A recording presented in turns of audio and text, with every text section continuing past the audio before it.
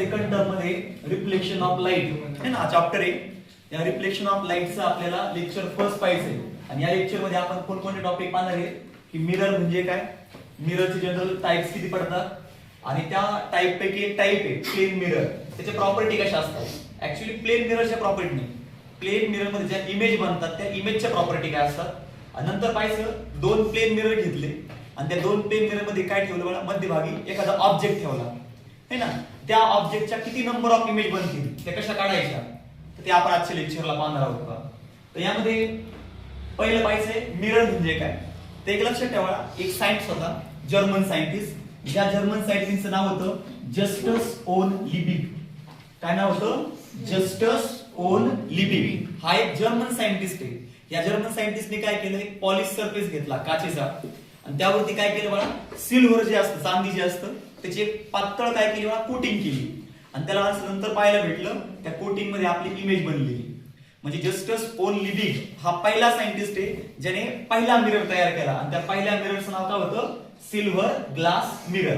म्हणजे ऍक्च्युअली तुमच्या बुक मध्ये एका पॅराग्राफ मध्ये दिलेलं आहे, एक इंट्रोडक्शन म्हणून. ठीक आहे, तर पहिला पेपरला मिरर म्हणजे काय, तर सिंपल असा सरफेस ज्या सरफेस मध्ये लाईटचं रिफ्लेक्शन होतं. कारण एखादी आत्मा सिंपल लॉजिक पहा, मला तुम्ही दिसतात याचा अर्थ माहिती काय, ही जी लाईट आहे ही लाईट तुमच्या बॉडीवरती पडलेली, जी लाईट तुमच्या बॉडीवर पडली ती बॉडीचं त्या लाईटचं काय झालं रिफ्लेक्शन, आणि लाईटचं रिफ्लेक्शन झाल्यानंतर ती लाईट माझ्या आईज मध्ये गेलेली. ज्या टायमाला ती लाईट माझ्या आईज मध्ये रेटिना पर्यंत पोहोचलं त्या टायमाला तुमच्या बॉडीची तुमची इमेज माझ्या रेटिना मध्ये बनलेली. म्हणजे इमेज बनण्यासाठी महत्त्वाची गोष्ट काय असतं, जी लाईट रिफ्लेक्ट झाली ती आपल्या आईज मध्ये गेली पाहिजे. सगळ्यांना समजलंय. मग ते सांगितलं मिरर म्हणजे काय, a surface which reflects light and creates clear images is called mirror. असा कोणताही सरफेस बघा जो सरफेस काय करतो, लाईटचं रिफ्लेक्शन करतो आणि क्लिअर इमेज बनवतो, त्याला तुम्ही काय म्हणणार, मिरर म्हणणार. काय म्हणणार, मिरर. सगळ्यांना समजलं इथपर्यंत. नाहीतर काय म्हणलं, a mirror is a reflecting surface. Mirror नेहमी काय असतो, रिफ्लेक्टिंग सरफेस असतो. सगळ्यांना समजलंय. दोन प्रकार सरफेस असतात पावळा. जनरली आपण मिरर असं दाखवतो, हे जे इकडे दाखवलंय मला असं या लाईननी, याचा अर्थ असतो ही पॉलिश सरफेस आहे. काय रे, पॉलिश सरफेस. आणि हा इकडचा पॉलिश सरफेस असेल, इकडचा कोणता असेल, रिफ्लेक्टिंग सरफेस. आणि इमेज नेहमी कोणत्या सरफेसला बनते, रिफ्लेक्टिंग. तुम्ही आपल्या घरी आरसा असतो पहा, तुम्ही जर तो आरसा व्यवस्थित बघा, फोडून बघा तो नाही ना, त्यावरचं प्लास्टिक वगैरे काढा मागचं, तुम्हाला पाहायला भेटेल त्या काचेच्या मागे कशी पॉलिश असते पहा. मागचं सरफेस काय झालं, पॉलिश सरफेस, ज्याला असं डॉटेड लाईन दाखवतात अशा प्रकारच्या. समजलंय. आणि पुढचा जो सरफेस तो काय असतो, रिफ्लेक्टिंग सरफेस. आणि इमेज नेहमी कोणत्या सरफेसला बनते, रिफ्लेक्टिंग सरफेसला बनते. सगळ्यांनी पर्यंत समजलंय. मग a mirror is a reflecting surface. सर्वांना कळलंय का. हे मिररचं एक इंट्रोडक्शन आहे की मिरर म्हणजे काय, a surface which reflects lights and creates clear images is called mirror. A mirror is a reflecting surface. आणि जो रिफ्लेक्टिंग सरफेस त्याच्या मागे कोणता सरफेस असेल, पॉलिश सरफेस. आणि फर्स्ट मिरर मेड बाय, पहिला मिरर कोणी तयार केला, जस्टस ओन लिबिग. आणि त्या पहिल्या मिररचं नाव काय होतं, सिल्वर ग्लास मिरर. हे नेहमी लक्षात ठेवा. ओके, यानंतर पाहिजे त्या मिररचे टाइप्स पाहिजे तर टाइप्स ऑफ मिरर. तर मिररचे प्रामुख्याने दोन टाइप पडतात. एक असतो मला प्लेन मिरर ज्याला आपण सपाट आरसा बोलतो, आणि एक असतो स्पेरिकल मिरर ज्याला आपण गोलीय आरसा बोलतो. सपाट आरसा आणि गोलीय आरसा. पण हा जो स्पेरिकल मिरर आहे गोलीय आरसा, हा गोलीय आरसा दोन प्रकारचा असतो. एक असतो कॉन्केव्ह, एक असतो कॉन्व्हेक्स. हे एकदम चांगल्या प्रकारे आपण पाहणार आहोत पण नेक्स्ट लेक्चरला. सध्या फक्त एवढं लक्षात ठेवा की टाइप्स ऑफ मिरर मध्ये मेन टाइप किती, दोन. पहिला टाइप कोणता, प्लेन मिरर. दुसरा टाइप कोणता, स्पेरिकल मिरर. स्पेरिकल मिररचे पण दोन टाइप, एक कॉन्केव्ह आणि एक कॉन्व्हेक्स. इथपर्यंत सगळ्यांना समजलंय. यानंतर पाहिजे आपला प्लेन मिरर बाबतीत. जनरली आपल्या घरी जे मिरर असतात ते कोणते असतात, प्लेन का स्पेरिकल, स्पेरिकल नाही मला, प्लेन असतात. सपाट आरसा असतो की नाही, जो रिफ्लेक्टिंग सरफेस आहे तो एकदम काय असतो, सपाट असतो. जर रिफ्लेक्टिंग सरफेस सपाट असेल, एकदम प्लेन असेल, तर त्याला आपण प्लेन मिरर म्हणणार.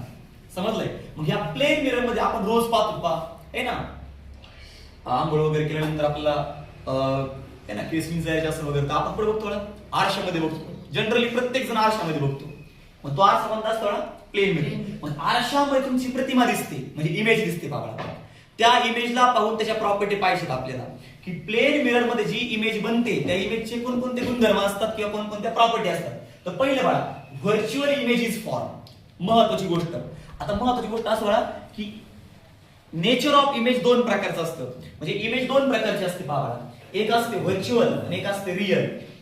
एक असते व्हर्च्युअल आणि एक काय असते बघा रिअल. आता व्हर्च्युअल इमेज कधी बनते बघा, जर रिफ्लेक्टेड रे जे असतात. आता लाईट बघा, मी म्हणले आरसा आहे बघा आणि आरशाकडे जे लाईट चालली, आरशाकडे जे लाईट चाललेली बघा त्या लाईटला म्हणायचं इन्सिडेंट लाईट. कोणती लाईट? इन्सिडेंट. आणि आदळल्यानंतर ती लाईट त्या आरशावर आदळल्यानंतर लाईट पुन्हा काय होईल, बाउन्स होईल मागच्या पुन्हा त्याच मीडियम मध्ये बाउन्स होईल है ना. त्या लाईटला काय असं रिफ्लेक्टेड. जर रिफ्लेक्टेड रे खरोखर छेदले एकमेकांना, म्हणजे लाईट रेज काय झाली बघा आदळली आणि आदळून पुन्हा खरोखर एकमेकांना छेदली, तर त्या टायमाला जी इमेज बनते त्याला म्हणायचं काय बघा व्हर्च्युअल इमेज. कोणती इमेज? आणि जर रिफ्लेक्टेड रे एकमेकांना खरोखर छेदले नाही, फक्त छेदल्यासारखे वाटले, याला म्हणायचं सॉरी बाळा, जर लाईट रेज खरोखर छेदले त्याला म्हणायचं रिअल इमेज आणि खरोखर छेदले नाहीत रिफ्लेक्टेड रेज त्याला म्हणायचं व्हर्च्युअल इमेज. सर्वांनी इथपर्यंत समजलंय ना? नाही तुम्हाला डिटेल जायचं नाही बाळा, कारण या 11वी 12वीला हा एकदम डिटेल पार्ट आहे ना. म्हणजे ऍक्च्युअली रिफ्लेक्टेड रे जर एकमेकांना खरोखर छेदले बाळा, म्हणजे लाईट रेज आदळले आदळून पुन्हा अशी आली, याचा अर्थ काय रिफ्लेक्टेड रे खरोखर छेदले, तर अशा केस मध्ये काय म्हणणार आपण बाळा रिअल इमेज बनली. जर रिफ्लेक्टेड रे खरोखर छेदले तर रिअल इमेज बनली आणि छेदल्यासारखे वाटले तर कोणतं व्हर्च्युअल इमेज. मग प्लेन मिरर मध्ये कोणती इमेज बनते? Virtual image is form. पहिली प्रॉपर्टी सगळ्यांना समजली का? प्लेन मिरर मध्ये कोणती इमेज बनते? Virtual image. नंतर distance of image is same as that of object distance. Simple logic आहे. मी म्हणलं मला ही भिंत नाही हा आरसा आहे. सिंपल, मी एक ऑब्जेक्ट आहे. मी कोण? एक ऑब्जेक्ट आहे. मग आरशापासून जेवढ्या अंतरावरती मी असणार, मी म्हणलं मी ह्या आरशापासून जवळपास 50 सेंटीमीटर अंतरावरती, तर माझी जी इमेज आरशामध्ये बनून बघा ती कुठे बनून रे? एकदम जवळ बनून का? ती आरशामध्येच बनन, पण आरशामध्ये मागे किती अंतरावर बनन? 50 सेंटीमीटर. जेवढ्या अंतरावर ऑब्जेक्ट असेल तेवढ्याच अंतरावर काय असतं इमेज. कोणत्या मिररच्या केसमध्ये? प्लेन मिररच्या केसमध्ये. बाकीच्या मिररच्या केसमध्ये हे वेगळं असतं.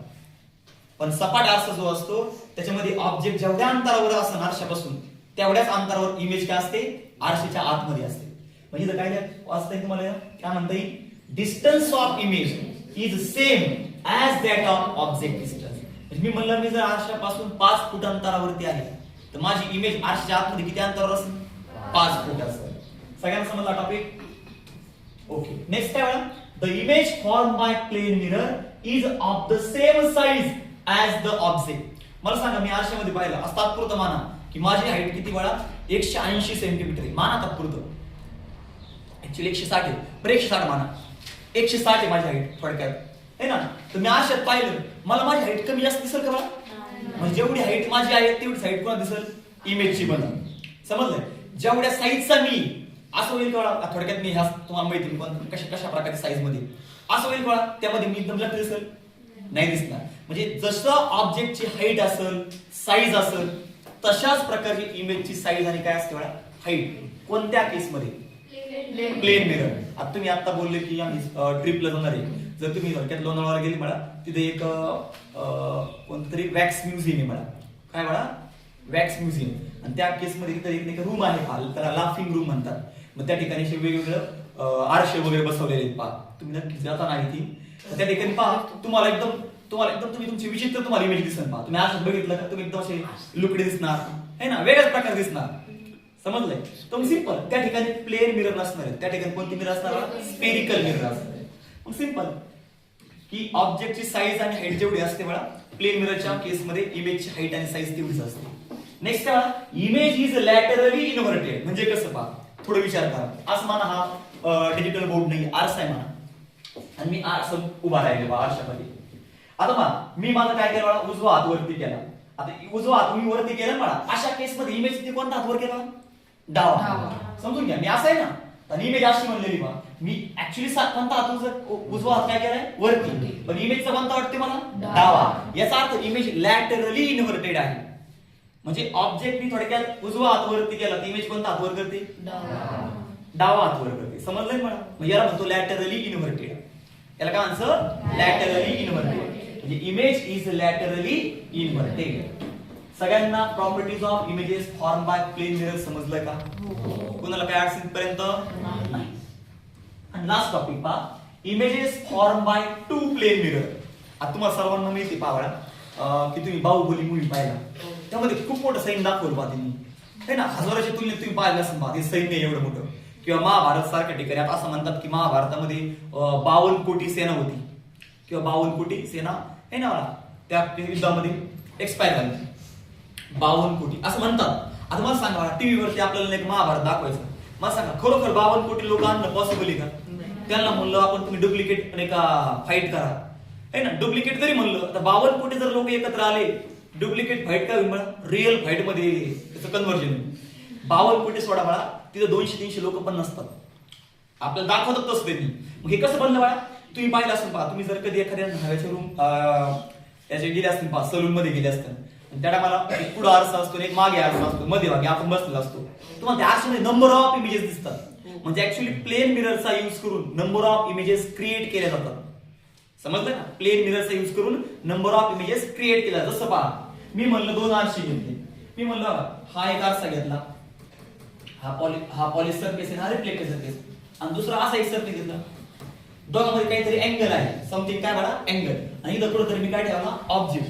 तर तुम्हाला पेपरला काय येतं की 2 प्लेन मिरर मध्ये जर एवढा अँगल असेल तर अशा केसमध्ये जर एक ऑब्जेक्ट त्या 2 मिरर मध्ये ठेवला, त्या ऑब्जेक्टच्या किती प्रतिमा बनतील तुम्हाला पेपरला हे काढता येतं. मग याचं डोकं लावायचं नाही बा. एक सिंपल फॉर्म्युला. काय फॉर्म्युला मला? की n is equal to 360 upon a minus 1. याचा अर्थ काय? नंबर ऑफ इमेज, किती इमेज बनल्या, आणि याचा अर्थ काय? त्या 2 प्लेन मिरर मध्ये किती अँगल आहे. की ते प्रॅक्टिस म्हणून काय, आता मी 3 एक्झाम्पल घेतले, बुक मध्ये 5-6 आहेत, तुम्ही ते बाकी सॉल्व्ह करून घ्या. आता अँगल मी म्हणलं की 2 आरशामध्ये 120 डिग्रीचा काय बघा अँगल आहे. म्हणजे अशा प्रकारचा आसन स्ट्रक्चर आहे बघा. हे 90 असतं, मग इथं 100, 110, 120 असं समथिंग असं. तर मी म्हणलं 120, हे 2 आरशे पहा. आणि मी काय म्हणलं इथे एक ऑब्जेक्ट ठेवला मी, आणि म्हणलं या 2 आरशामध्ये एक ऑब्जेक्ट ठेवला. 2 आरशामध्ये जो अँगल आहे तो किती आहे? 120 डिग्री, 120 डिग्री. तर विचारलं ह्या ऑब्जेक्टच्या किती इमेजेस बनतील? तर सिंपल, हा किती बनतील मला? फॉर्म्युल्यामध्ये किंमत टाका. n इज इक्वल टू 360 भागिले अँगल किती म्हणलं? 120, आणि वजा 1 करायचं. या 0 कॅन्सल झाला. हे किती होईल? 12 1 12, 12 2 24, 12 3 3, आणि 3 मायनस 1 2. याचा अर्थ ह्या ऑब्जेक्टच्या 2 प्रतिमा बनतील. या ऑब्जेक्टच्या किती प्रतिमा बनतील? 2. 90 ठेवल्यावर किती होईल मला? हा 360 भागिले अँगल किती? 90 वजा 1 करायचा. 0 कॅन्सल.